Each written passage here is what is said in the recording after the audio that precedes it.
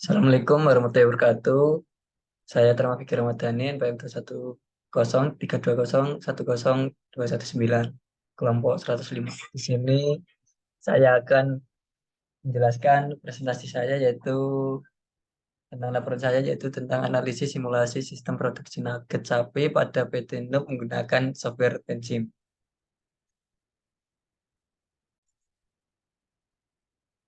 PT Nup adalah sebuah perusahaan terkenal yang bergerak dalam industri kuliner. Produk yang diproduksi PT Nup adalah frozen food yang sangat bermacam. Namun produk inti yang diproduksi PT Nup adalah nugget sapi. Permasalahan yang terjadi pada PT Nup yaitu banyaknya variabel dalam sistem yang terlibat dalam perencanaan kapasitas produksi. Dengan adanya interaksi antar variabel di dalam sistem, maka langkah awal untuk menyelesaikan menggunakan beberapa skenario agar mendapatkan jumlah kapasitas produksi sehingga dapat memenuhi permintaan para konsumen. Metode simulasi yang digunakan adalah menggunakan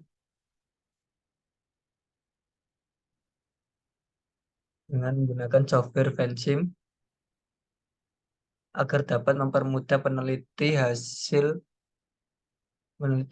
Hasil dari penelitian ini adalah skenario 1 dengan diketahui total ketersediaan nugget pada tahun 2023 sebesar 3.000 ton, pada tahun 2024 sebesar 4.940 ton, pada tahun 2025 sebesar 7.180 ton, pada tahun 2026 sebesar 9.720 ton, pada tahun 2027 sebesar 12.560 ton, pada tahun 2028 sebesar 15.700 ton.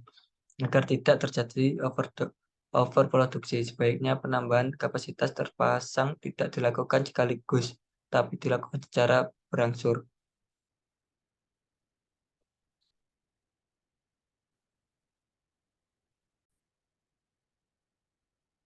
Pendahuluan. Perencanaan bahan baku merupakan konsep dari manajemen produksi mengenai cara yang tepat dalam melakukan perencanaan kebutuhan untuk proses produksi. Sehingga dalam melakukan perencanaan bahan baku, industri memilih menggunakan bahan baku dengan kualitas yang baik, ukuran yang sesuai dengan standar dan volume yang sesuai dengan kapasitas yang dibutuhkan. Penentuan perencanaan bahan baku yang optimal merupakan suatu kegiatan penting untuk proses produksi.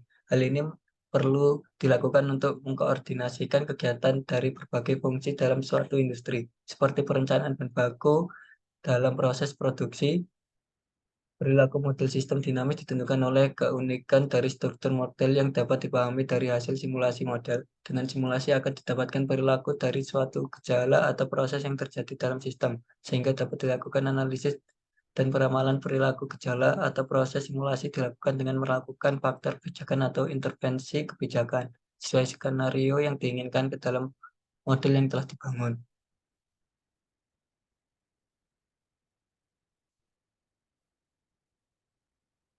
Metodologi penelitian berdasarkan latar belakang di atas dapat disimulasikan dengan menggunakan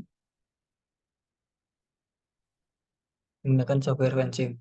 Software fencing merupakan salah satu jenis perangkat lunak software untuk membuat simulasi model sistem dinamik yang dikembangkan oleh korporasi High Performance System. Prinsip kerja aplikasi ini menggunakan prinsip model dinamik dengan berorientasi objek. Data yang telah dikumpulkan akan diolah untuk membuat model dan simulasi sistem dinamik dengan menggunakan beberapa skenario agar didapatkan jumlah kapasitas produksi sehingga memenuhi permintaan konsumen.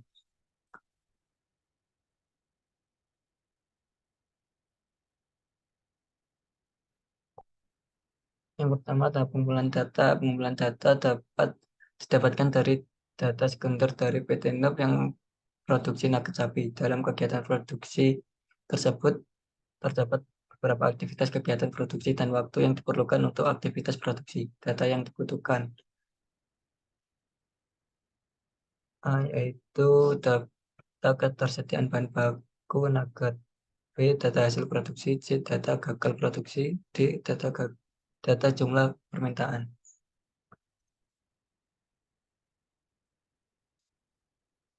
Penjelasan langkah-langkah tahap pengolahan data menggunakan flowchart.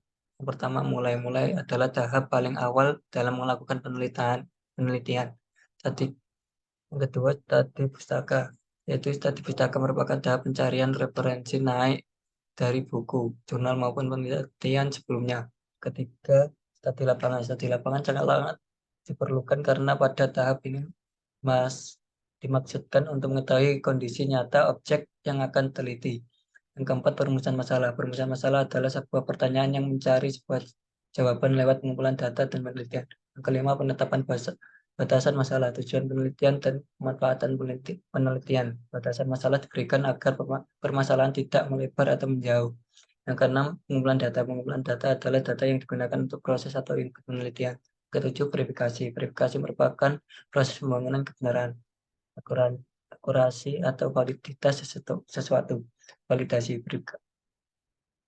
adalah kegiatan untuk mengukur sejauh mana perbedaan skor yang mencerminkan perbedaan sebenarnya antara individu, kelompok, atau situasi menyangkut karakteristik yang diukur, atau mengukur sejauh mana kesalahannya sebenarnya pada individu, kelompok yang sama dari satu situasi ke situasi yang lain.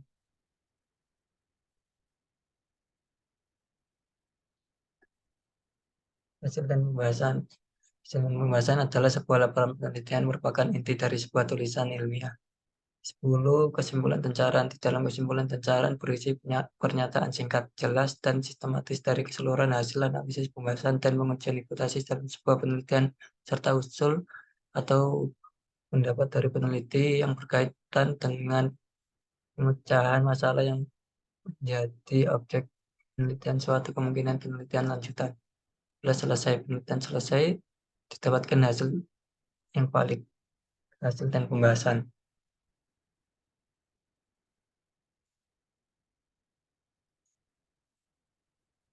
Di sini kita menggunakan software Pensim.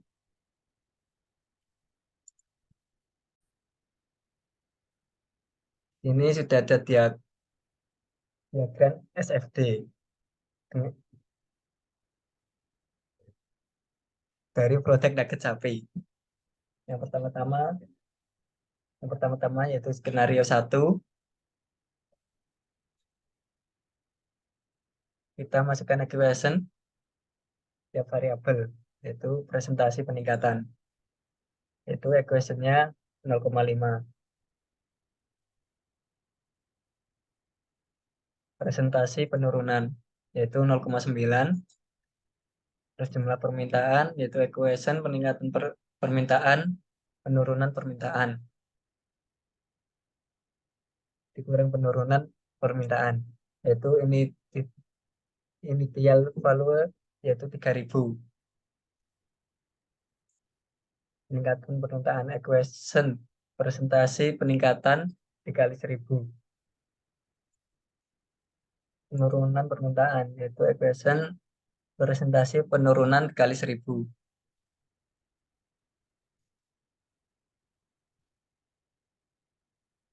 Peningkatan yaitu 0,5 dikali 4.000. Penambahan jumlah pekerja yaitu 0,3 kali 3.000. Biaya bahan baku yaitu 0,2 kali 2.000. Hasil produksi yaitu equationnya biaya bahan baku ditambah penambahan jumlah pekerja ditambah peningkatan kinerja pekerja. Kurangnya bahan baku yaitu equation 0,8 kali 200.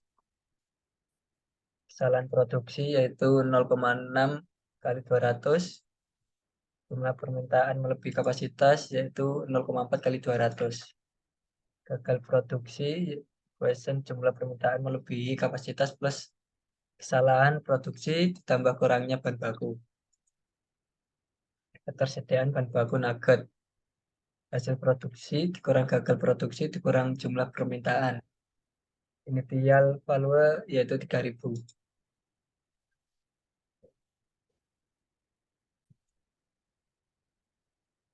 Setelah selesai memasukkan equation, selanjutnya kita running. Ke simulate, iya. Setelah itu Ctrl A, ke grab. Ini grafik dari skenario 1.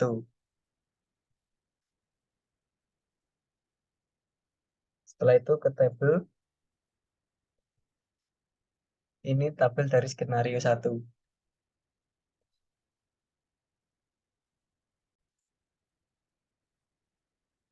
Setelah itu kita ke skenario 2, yaitu presentasi peningkatannya diganti 0,8.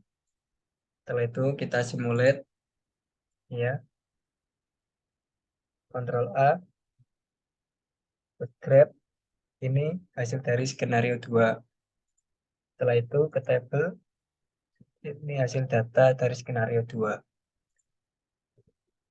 Masuk ke skenario 3, yaitu presentasi penurunan diganti 1,1. Kita ke simulate, Ctrl A, grab, ini hasil dari skenario 3, tabel, ini data dari skenario 3.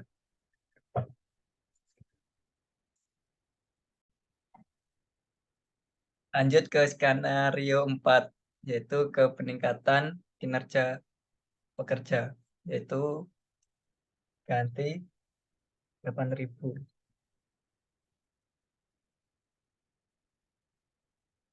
Yaitu simulate, Ctrl A, grab, ini hasil tabel skenario 4. Nah, tabel yaitu ini hasil dari tabel skenario 4.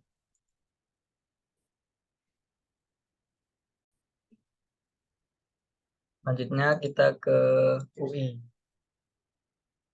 user interface. Di sini ditampilkan 4 grafik. Yang pertama yaitu jumlah permintaan, yang kedua yaitu ketersediaan bahan baku nugget, yang ketiga hasil produksi, yang keempat gagal produksi.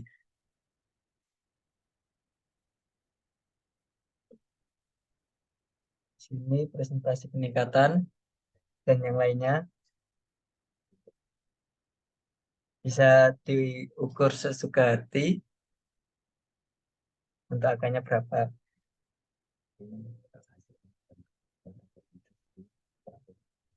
Nanti hasilnya akan muncul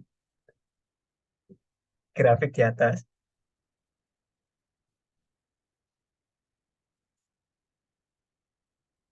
Nah, seperti ini.